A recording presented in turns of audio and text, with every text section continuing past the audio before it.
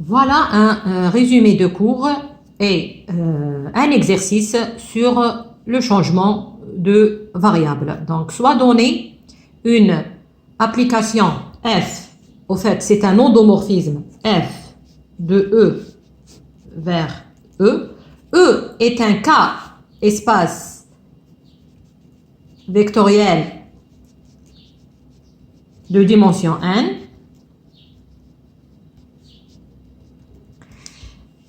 Soit donné une base B, une base de E.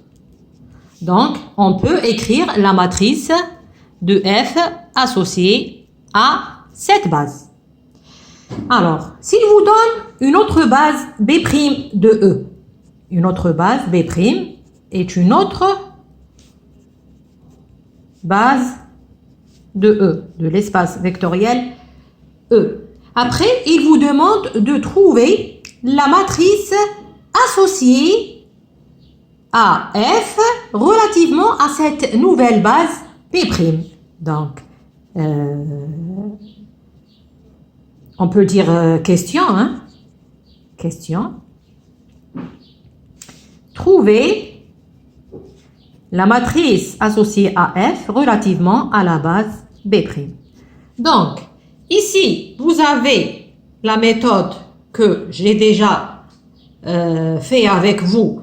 Vous calculez les vecteurs f de B' en fonction de P', f de la première base en combinaison linéaire de la deuxième base, ou bien vous avez une autre méthode, elle est plus rapide, c'est la méthode de changement de base. Donc, on a changé la base d'une matrice B, on a changé une autre base B', donc on a F est une application de E vers E. En fait, c'est un endomorphisme.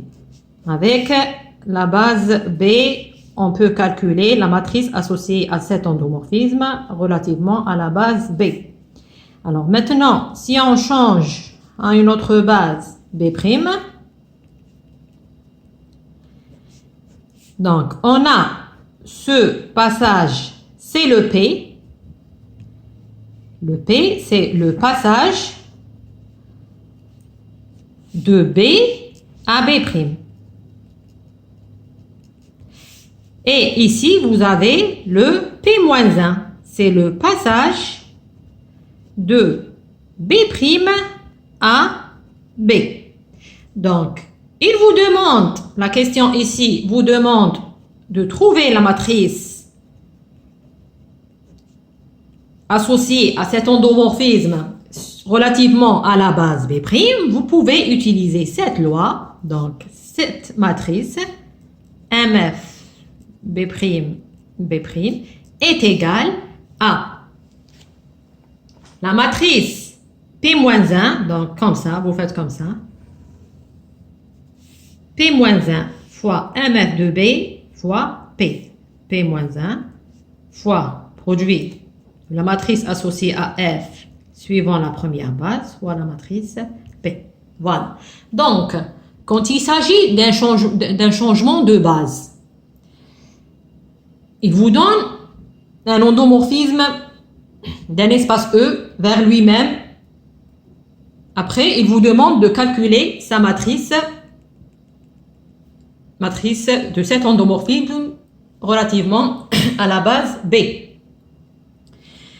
Quand il vous donne alors une autre base B' et il vous demande de déduire ou bien de calculer la nouvelle matrice suivant la base B', relativement à la base B', alors vous avez le choix. Soit vous écrivez l'image de B' comme combinaison linéaire de la deuxième base elle-même B', soit vous utilisez cette loi. La nouvelle matrice, c'est P-1, l'inverse de la matrice de passage de B à B', fois la matrice de F relativement à la base B, fois la matrice P. Voilà. Maintenant, on utilise aussi le changement de variables pour le calcul des composantes d'un vecteur écrit, un vecteur qui est écrit dans la base B, on va l'écrire dans la base B', on va utiliser les matrices de passage. Donc, s'il vous donne un vecteur, alors composante d'un vecteur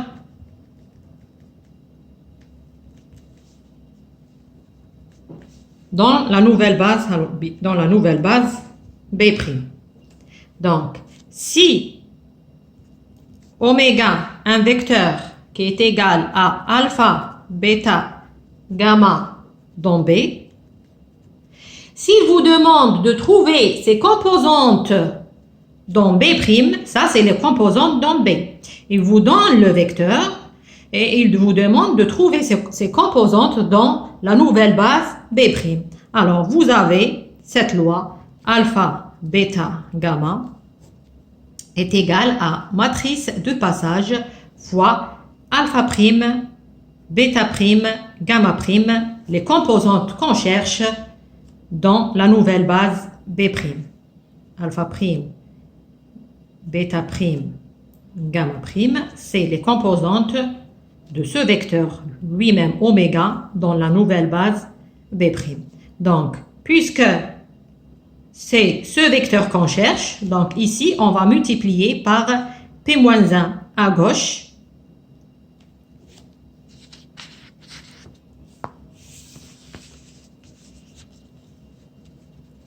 Donc, on multiplie par, pour faire disparaître le P-1 et trouver les composantes qu'on cherche. Donc, on va multiplier à gauche par P-1. Donc, on va avoir P-1 fois alpha, bêta, gamma égale P-1 fois P fois alpha prime, bêta prime, gamma prime. Ici, j'ai pris directement un exemple dans R3. Un exemple d'un vecteur dans R3 pour vous faciliter la tâche. Voilà. Donc, j'ai pris un vecteur dans R3. Ici, alpha, bêta, gamma. On est dans R3. Voilà. Donc, si vous êtes dans R4, vous prenez alpha, bêta, gamma, θ, etc. Donc, ici, on aura P-1 fois alpha, bêta, gamma égale P fois P-1, c'est l'identité. Ici, puisqu'il s'agit d'un vecteur de 3 composantes, c'est l'identité 3. Et l'identité 3, voilà l'identité 3, rappel, c'est la matrice identité, c'est l'élément neutre de l'ensemble des matrices. Quand on multiplie n'importe quelle matrice par I3, on trouve la matrice elle-même, à gauche et à droite. C'est la propriété de l'élément neutre. Donc ici, I3 fois ce vecteur qui est une matrice de 3 lignes et une colonne, considérée comme une matrice, fois l'élément neutre I3, c'est le vecteur lui-même. Donc ici, alpha prime, bêta prime, gamma prime. Voilà. Donc, quand il vous donne un vecteur dans la première base B, et il vous demande de trouver ces nouvelles composantes dans une autre nouvelle base B'. Donc voilà, vous utilisez cette loi directement.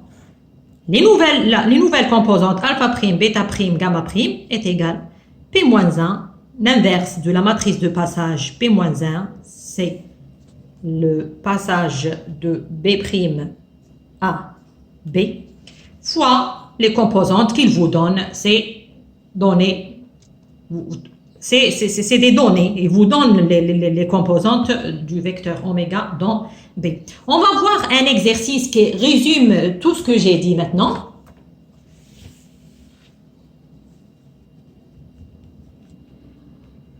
Donc, exercice. Donc, soit donné un endomorphisme f de R3 dans R3 à x, y, z, j'associe f de x, y, z est égal à x moins 2y moins z, moins x plus y et moins x moins z. Voilà. Les questions maintenant. Trouvez, première question, trouvez la matrice associée, la matrice associée à F relativement à la base B, c'est la base canonique. Ici, c'est un endomorphisme et il vous demande de trouver la matrice de cet endomorphisme relativement à la base B qui est la base canonique. Deuxième question, soit une autre base B',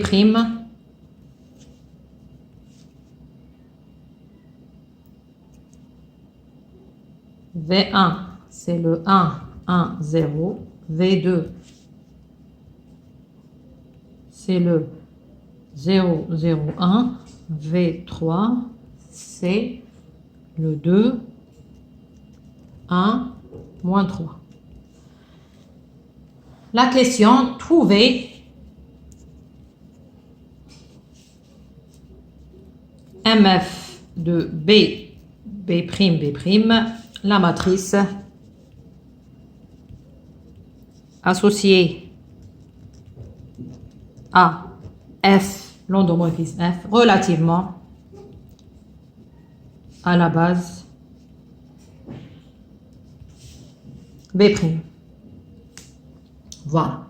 Donc, on commence par la première question. MF de B, B', c'est F. Alors, la base canonique, il peut ne pas vous donner la base canonique avec l'exercice. Hein. Il faut connaître la base canonique. Donc, la base canonique, c'est le E1, c'est le 1, 0, 0. Le E2, c'est le 0, 0, 1. Le E3, c'est le 0, 0, 1. Voilà. Alors, on va écrire F de la première base ici, c'est la même base. Donc, F de E1, F de E2, F de E3, en fonction de E1, E2, E3. Donc, on calcule F de E1, c'est, alors, le X qui est égal à 1, les autres 0. Donc, c'est le 1, moins 1, moins 1. F de E2, c'est le Y qui est égal à 1, les autres 0. Donc, c'est moins 2, 1, il n'y a pas de Y, donc 0. F de E3, c'est le Z qui est égal à 1, donc moins 1. Il n'y a pas de Z et moins 1. Voilà. Non, ici. Et voilà. Donc,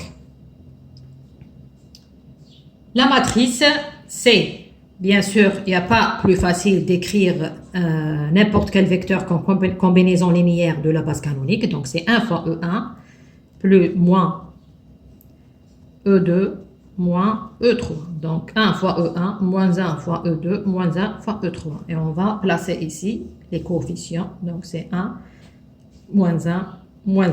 Quand il s'agit de la base canonique ici, vous pouvez mettre directement le vecteur ici sans se casser la tête. Donc, c'est moins 2 E1 plus E2. Ici, c'est moins E1 moins E3.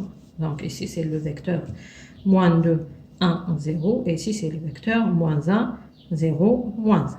Voilà, ça, c'est la matrice de cet endomorphisme relativement à la base canonique de R3. On passe maintenant à la deuxième question. C'était de trouver, la deuxième question, c'était de trouver maintenant la matrice, la nouvelle matrice, suivant relativement à la nouvelle base B'. Donc ici, vous avez le choix entre deux méthodes. Soit vous calculez F de V1, F de V2, f de V3 en combinaison linéaire de V1, V2, V3.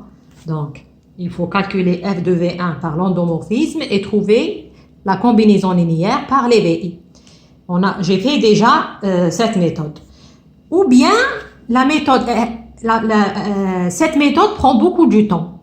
Je vous conseille la deuxième méthode qui utilise les matrices de passage et la matrice de f relativement à la base B. On va réécrire la loi. Donc, la matrice B', c'est P-1 MF de B qu'on a calculé en premier fois P. Il faut seulement calculer le P et P-1. Regardez la vidéo sur les matrices de passage. Je vais les recalculer. Alors, c'est le même exemple. Alors, le passage de B, je vais prendre l'énoncé. Voilà, le passage de B. P, c'est le passage de B vers B'. Le passage, on écrit les vecteurs de la deuxième base. Le passage, c'est pas comme la matrice de l'application F. La matrice de l'application F, on calcule F de la première base, combinaison de la deuxième. Matrice de passage, on écrit les vecteurs de la deuxième base en combinaison de la première. Donc, vous faites attention, il faut faire la différence entre la matrice de passage et la matrice d'une application linéaire. Donc, ici, on va écrire le V1, le V2, le V3, combinaison linéaire de la base de B, qui est E1, E2, E3. Alors, le V1, qui est le 1, 1, 0, c'est le E1 plus E2. Le V2, qui est égal à 0, 0, 1, c'est le E3. Le V3, qui est égal à 2, 1, moins 3, c'est le 2E1 plus E2 moins 3, E3. Allez, on va écrire ici les scalaires. Donc 1, il n'y a pas de E3, c'est 0. Il n'y a pas de E1, c'est 0. Il n'y a pas de E2, c'est 0. Il y a E3, c'est 1. Ici, 2, 1, moins 3. Et je vous ai dit déjà, quand il s'agit d'écrire la matrice de passage de n'importe quelle base B', la matrice de passage de la base canonique vers n'importe quelle base B', vous pouvez écrire directement les vecteurs de cette base directement. Voilà. Maintenant, le passage, le P-1, qui est le passage de B' vers B. Donc, là, vous avez deux méthodes. Soit calculer la matrice inverse de cette matrice, soit vous calculez les vecteurs de la deuxième base, c'est le E1, E2, E3, combinaison linéaire de V1, V2, V3. Donc, vous avez V1 qui est égal E1 plus E2. V2 qui est égal E3, V3 qui est égal 2E1 plus E2 moins 3E3. C'est le même exemple que j'ai fait avec les matrices de passage. Voilà. Donc, équation 1, équation 2, équation 3.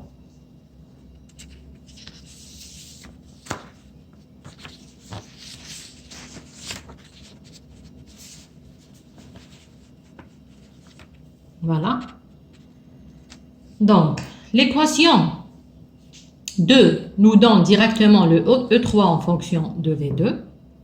Donc, je vais remplacer E3 par sa valeur en fonction des VI dans la troisième équation. Donc, j'aurai V3 est égal 2E1 plus E2 moins 3 V2. Je vais ramener les VI d'un côté, les EI d'un côté. Donc, 3V2, en gardant bien sûr l'ordre, est égal à 2E1 plus E2. On aura cette quatrième équation qu'on va la résoudre avec la première équation E1 plus E2. Donc, numéro 1, on met 4 moins 1.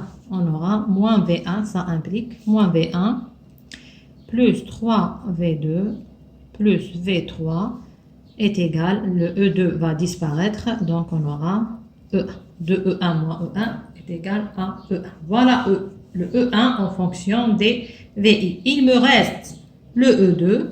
L'équation 1 me donne E2 est égal V1 moins E1. Donc c'est égal V1 moins ça, moins E1. Voilà le E1. Donc est égal à V1 plus V1 moins 3V2 moins V3. Donc le E2 est égal à 2V1 moins 3V2 moins V3. Voilà. Donc on revient à notre matrice. Le E1, le voilà. Le E1, c'est moins 1 fois V1, 3 et 1. Le E2, celui-là, le dernier, donc c'est 2 moins 3 moins 1. Le E3, il n'y a pas le V1, c'est 0. Il y a le V2, c'est 1. Il n'y a pas le E3, donc il n'y a pas le V3, donc c'est un 0. Voilà. Soit avec cette méthode, soit avec la méthode du calcul de l'inverse de la matrice P, du passage de B vers B'. Voilà. Maintenant, pourquoi on a calculé le P-1 et P? Pour le calcul de la nouvelle matrice relativement à la base B'. Donc, on a tout. On va faire ce calcul.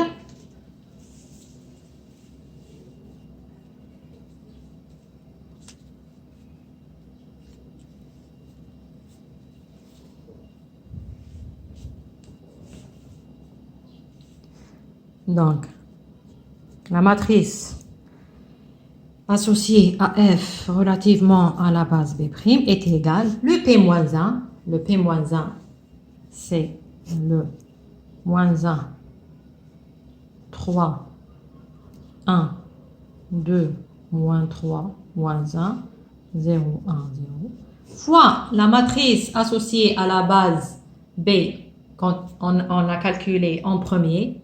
Première question, c'était combien? C'était 1, moins 1, moins 1, moins 2, 1, 0, moins 1, 0, moins 1. Fois la matrice P, c'était le 1, 1, 0, le 0, 0, 1, le 2, 1, moins 3. Voilà. On va faire ce calcul. On va trouver la nouvelle matrice associée à la nouvelle base B'. Donc, on calcule d'abord le produit des deux premières matrices. Donc, on prend la première ligne, on va la multiplier par la première colonne. Donc, moins 1 fois 1, moins 2, c'est moins 3, plus 0. Donc, c'est moins 3.